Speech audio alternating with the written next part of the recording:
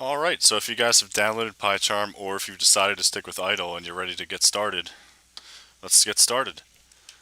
So I'm going to go ahead and open up PyCharm. It's the icon right here. Now if you're using idle, you can just search idle, and now this gets installed by default when you install ArcGIS, so you don't have to go out and download anything for this. It should just be installed. When you're in here, you would just want to right click, File, New File, and here's where you would start coding everything that we're going to be doing in this. It's the same thing. Everything should run the exact same. Okay, now in PyCharm, what we need to do is we need to create a new project. So since we already have a directory structure, we want to turn that whole structure into a project. So you do that by opening and just browsing to wherever you have that stuff stored. I have it stored right here in tutorial. Okay, so that just opens up a new project with all of our data right here. So tutorials, like the root folder, and then in here we have everything else. Now I just made this earlier. I was messing around, let's get rid of that. So now we can't do anything because there's no Python files in here, so we have to create a Python file. And you can do that just by right clicking. I'm going to put it in this scripts folder, right clicking, new Python file. I'm just going to name it GIS script. Now one more thing before we get started. I think since I have two versions of Python installed, it's going to by default use the newer one, so I'm just going to change that to 2.7. Now you don't have to do this unless you know you have another version installed, but I have to do this. Just switch it to 2.7. Okay. Alright, now we're ready to get started. So let's just do some basic stuff in Python. Let's just print hello. So to do that, you type the keyword print and in quotes, hello. So forgive me if you guys know how to do this already. I just want to try to explain as much as I can to people that have never programmed in Python before or in general. Also, I'm going to recommend some tutorials if you wanted to learn some of this stuff on your own. The guy's name is Bucky and his YouTube channel is The New Boston. I highly recommend his videos. I've learned a lot from him. He has a Python tutorial playlist. Let me just pull it up real fast.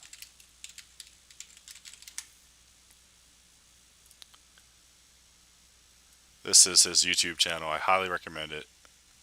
He's a great teacher. I've learned a lot from him. But that's just if you wanted to learn some stuff beforehand. It's not necessary.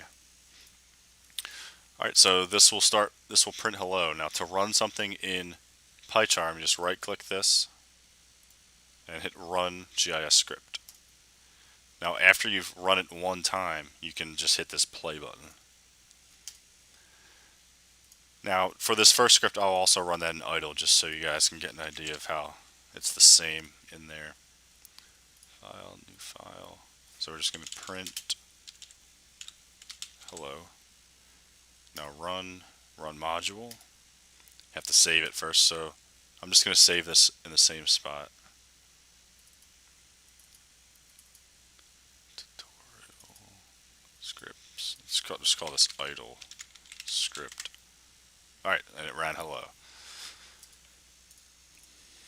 Alright, so that's how you print hello. Hello, since it's a string, it needs to be in quotes. If you wanted to print, or if you wanted to do something with number, or we could just print 6.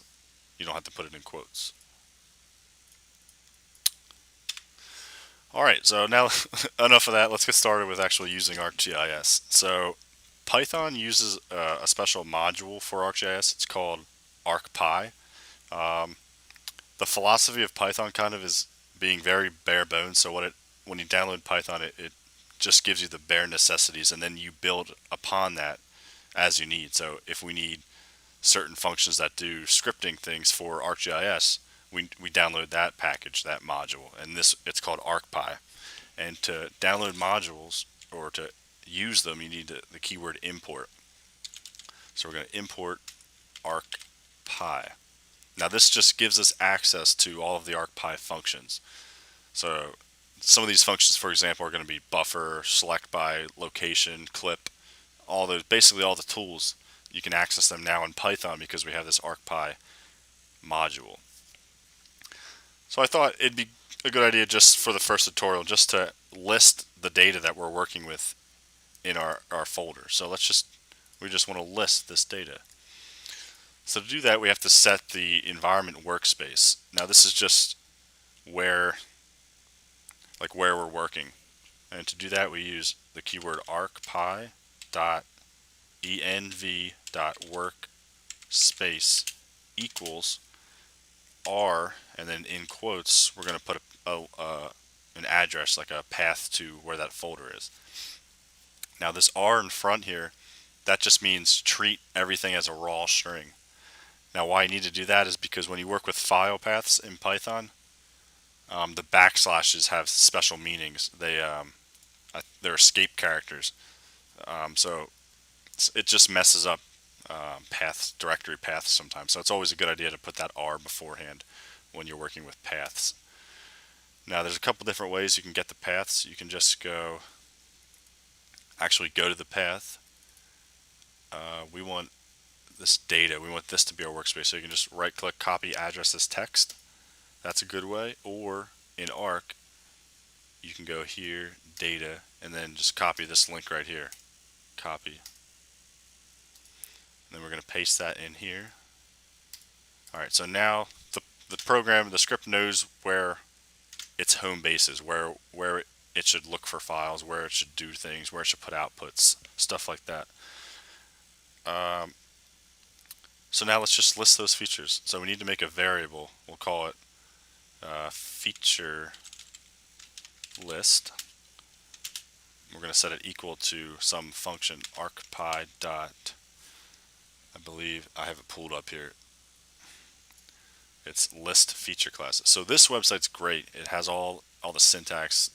You'll be spending a lot of time here just like copying syntax and looking at parameters. But we're just going to right click and copy that arcpy.listFeatures and then parentheses. Alright, so now if we were to run this, nothing's going to happen because we created this variable and set it equal to this, but we didn't do anything. We didn't do anything, so we're just going to need to print that out. So we can print feature list. Now this should go through, take a look at the workspace, and return or just give us all of the feature classes there.